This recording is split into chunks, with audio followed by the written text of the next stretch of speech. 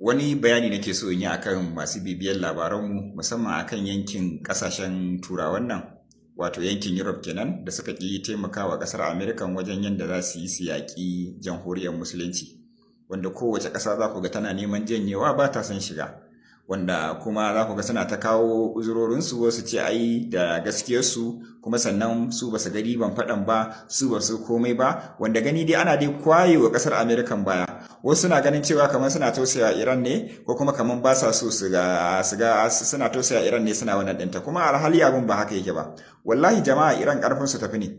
wallahi turawan nan ba ruwansu wai da kai ne da gaskiya kai aka zalunta babu ruwansu in dai akan muradin su ne kuma suka tabbatar da cewa sun fika ƙarfi suka tabbatar da cewa idan suka jarraba za su samu nasara a kanka na rantse da girman Allah ko za a ce musu ko ba za ka rike makami ba saboda kai mai gaskiya ne wallahi sai sun durkusar da kai sun kashe ka a cikin lokaci kaɗan wai wa ya gaya muku yankin Europe da America da ƙasar mamaya akwai tausayi a rayuwarsu ne wa ya gaya muku cewa akwai gaskiya ta tare da su ne duniya ce an riga an gina ta da zaluncin kuma zaluncin shi yake gyara duniyar idan kaga ba su tinkare ka ba wallahi kafi karfin su ne wallahi ba wai Iran dan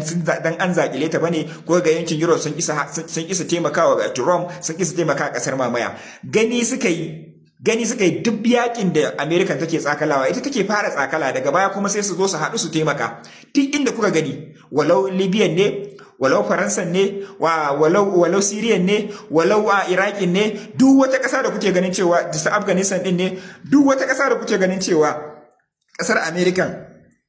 ta kai haɗi ta samu nasara ko kuma ta wargaza ƙasan farko take fara kaiwa daga baya kuma sai sauran ƙasashen nan su kowa ya bada taimakon shi akai to wannan karan sai aka samu rashin nasara wadda ake so a kai ta ƙasan farko ba san sirrinta ba bayan ba san sirrinta ba kuma ta zo wa duniya da su abin da ba su da shi ka san shi duk yadda kake ganin cewa ni na karfin mu ɗaya ba to dole wajen gwamzawa sai ina tunani kai ko da karfin mu ɗayan ma idan na tabbatar da cewa ban san abin da yake cikin ka ba ko yake jikinka ba sai na shakka tunkaranka to abin da ƙasar Iran ta yi musu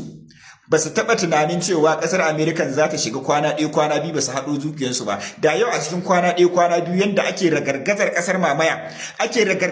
mamaya haka ake wa Iran yadda ake shiga ake kace-kace da sojojin ƙasar mamaya a bakin Labanan da sojojin ƙasar Amerika haka ake wa Iran na rantse da Allah da yanzu ƙasashen turawa wannan da na Laraba wannan da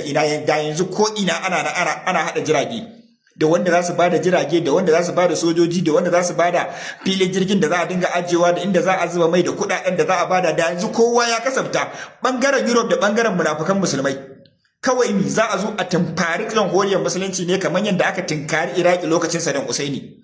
sannan kuma idan aka kashe wanda aka kashe ga inda za a kai su wanda suka ji ciwo ga kasar da za a kai su kowace kasa za a rarraba kowa zai karba aikinsa a cikin lokaci kaɗan su sa ga lokaci kuma a ga lokacin da za su gama ga lokacin da za su kare kuma a wannan lokacin za su kare duk yakin da aka yi a baya abin da suka irin sort of ɗin da suka dinga yi kenan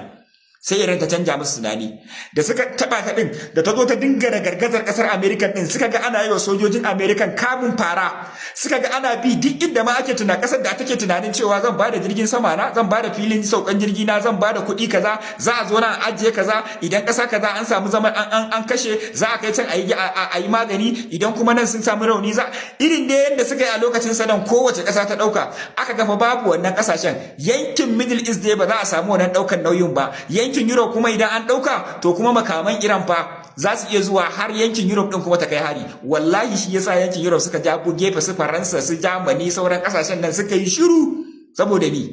giwar ake da daddaga to ana dukan giwa to dan girman Allah kai kuma dan sako ina kai tunkare giwa ai kana shiga take kaza ai shi yasa koga suna cewa ai su kaza suke so kuma su zo su haɗa kai da ƙasar Iran din saboda mi saboda dole ne a yi mata biyayyan kuma dole ne a bi ta saboda ita Iran ta riga ta sani duk wata tace ba ta yake ta ba to ba wai tausayawa Iran din ta yi ba ka tausayawa kanta da kanta ne ita din ta tausaya kanta da kanta ne duk ƙasar da tace ba zan goya wa ƙasar American baya ba na ranza da girman Allah ba wai tausayin Iran din take ji ba wallahi kawai ta tausaya kanta da kanta ne saboda ta san da cewa idan ta shiga ita ba komai bace kuma wallahi haka aka tafi aka bar Trump din gashi nan yanzu yana magana cewa ko da sasanci ko da sulhu ko ba sulhu shi zai dakatar da fada saboda babu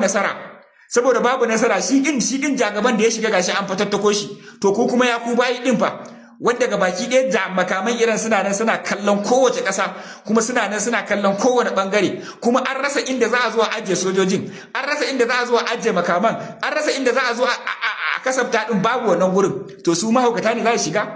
Ai ita ta su suka fara, kuma gashi nan ana kallo an bar kasar mamaya da gargajar ta ake yi. Kai kun san yanda kasar mamaya take a cikin zuciyar Europe kuwa?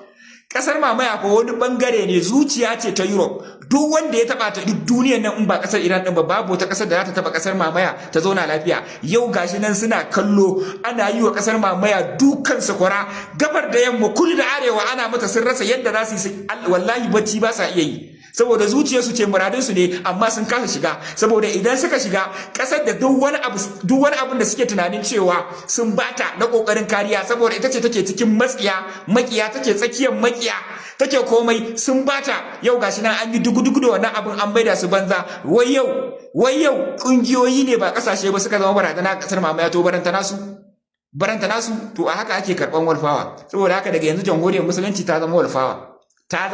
ko ana so ko ba a so, kuma dole